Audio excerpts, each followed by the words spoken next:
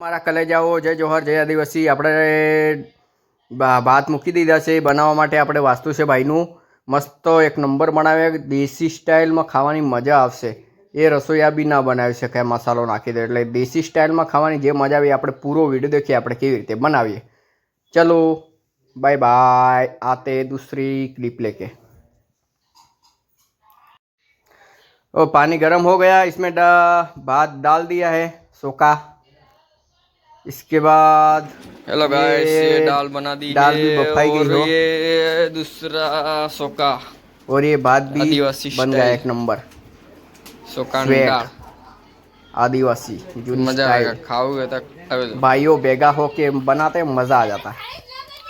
ये दाल बना दी है, दाल को बाप दिया है, इसके बाद इसको वगार करते हैं, आपको दिखाते हैं। ठीक है आया बस ઓળખા તો નહીં પણ ઓળખાઈ લો હે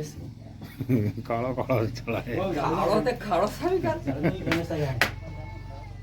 કીધો તો ખબર કે वगार हो गया एकदम तड़का દેવા દેવા